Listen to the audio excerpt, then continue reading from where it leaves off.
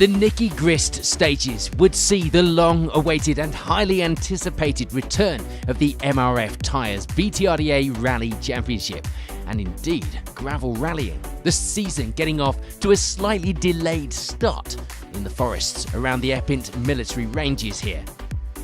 Gary Pearson leading the BTRDA registered cruiserweight in car 12, with George Lepley returning this season in that WD-40 backed Evo.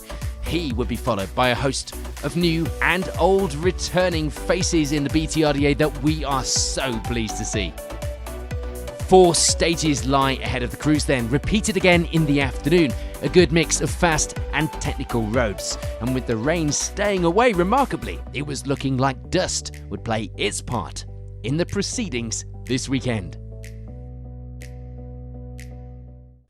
It has felt like so long since we could say this, but onto those stages we go. And it would be a great start, impressing from the off for Elliot Payne and Cameron Fair. They were running in the national section of the rally, but opted not to do a recce of the stages crucially, which means they could score the all-important BTRDA points. This would be the first season in an R5 car for Payne. Dad Charlie, of course, a regular and a former champion in this series. Things clearly going well though. They lead the rally after the morning stages. Dad will be pleased. Things were not going quite so smoothly though for Callum Black and Jack Morton. A broken anti-roll bar would need to be removed after the first stage of the day, causing some handling issues for the rest of the morning and a spin on stage 2. Apart from that though, the times were still looking pretty good, the pair lying in second place overall. No such dramas to report for this pair, Ian Bainbridge and Will Atkins. They were a little further back on the seeding than they would have wanted to be, so dust was starting to cause them an issue in a few places. But third place in the BTRDA standings was a good start to this rally. Where had that WD-40 Evo got to then? A spin on stage 2 would cost George Lepley and Tom Woodburn a little time. They were still trying to get back into things after such a long time away, although some seat time at Goodwood the day before the event would have helped a little. They were pushing hard by the end of the morning stages, having to swap over the tyres from front to back for the last stage of the loop, in fact, to try and get the best of the little grip that was left on them. They lead the way in the B13 class at this stage, as well as 4th overall.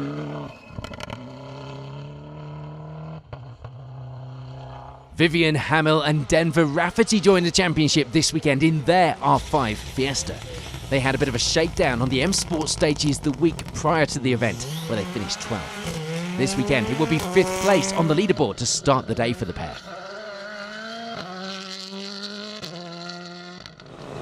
Another formidable returning challenger to the series, but unfortunately for him, there would be issues early on for Russ Thompson. Perida Wyn Davies alongside.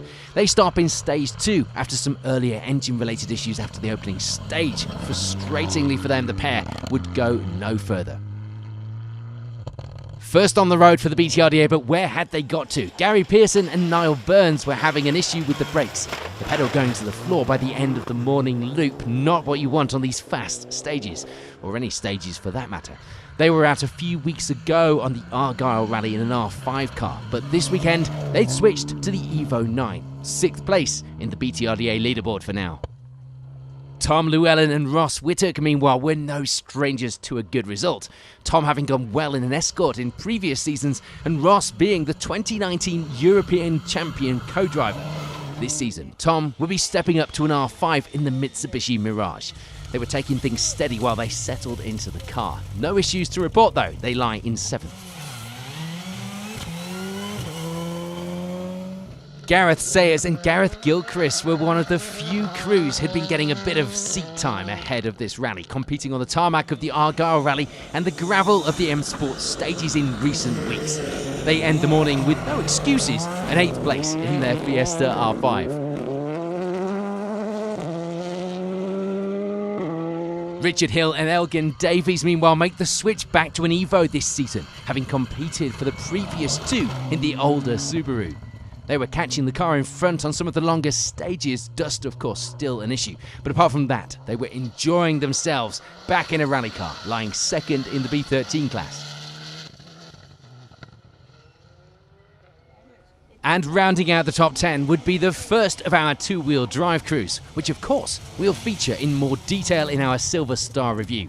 Jason Pritchard and Phil Clark, no strangers to this series and needing no introduction, putting in some good times on their local rally to lie in 10th place overall on the leaderboard and indeed lead the class with that position. The front tyres starting to go off a little by the end of the morning, but no real dramas for the Escort pair.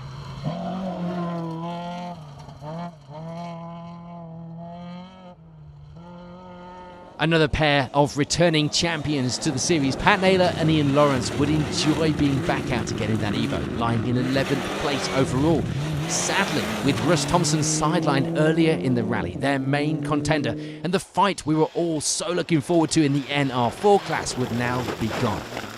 That, though, wouldn't even matter. By the time the pair reached service, they'd also be forced to retire, not making it back out for the afternoon stages.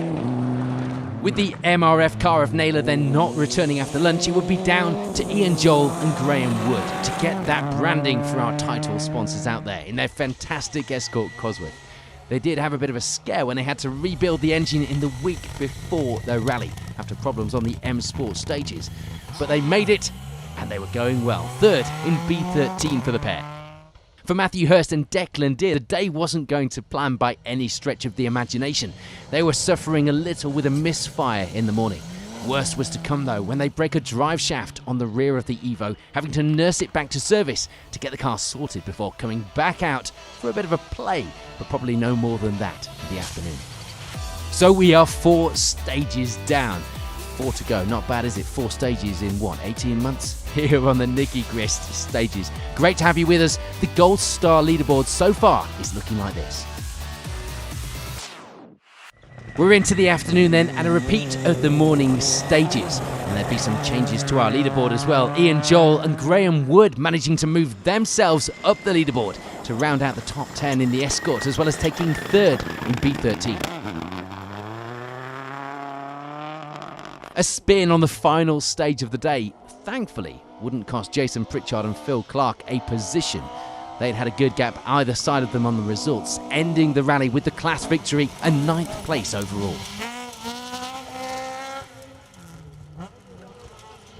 Richard Hill and Elgin Davies, meanwhile, gain a place in the afternoon to end the rally with 2nd in the B13 class, as well as 8th place overall in the Evo, just pipping that Escort Cosworth to that position. For Gareth Sayers and Gareth Gilchrist, it would be 7th. A good start to the season for the pair, although it had been a close finish. Just 4 seconds ahead of Hill by the end of the rally. And having started first on the road but then dropped back, Gary Pearson and Niall Burns would have a much more productive afternoon now that the brakes had been sorted in service. They were back on the confidence, and they were still getting to grips with the change from the R5 car. But things had gone well when you reflect, as the pair take 6th place overall. A bit more attrition here in Wales. We lose Vivian Hamill and Denver Rafferty from the results through the afternoon stages. They're forced to call it a stop in stage 6. Although we wouldn't get to see the fight, that does help this man, Tom Llewellyn, Ross Whittock alongside. They move up the results to end the rally with 5th place. A great start to their first season together in an R5 car, and only around a minute separating the top of our results as well. George Lepley and Tom Woodburn would have a gearbox issue in the later part of the day. Not something that could be fixed, so they just had to get that car home as best as they could. No rally driver likes to nurse the car home, but sometimes it is required. After so long out, they wanted to make sure they made the end. It did mean challenging for any more positions would be nigh on impossible. They end the rally a fantastic 4th place overall, though 1st in B13. We've made it. We're on to the podium positions here at the Nicky Grist stages, and it would be 3rd for Ian Bainbridge and Will Atkins. A good start to the season for the Skoda pair, and setting some fantastic stage times throughout the day. A benchmark, perhaps, in some respects.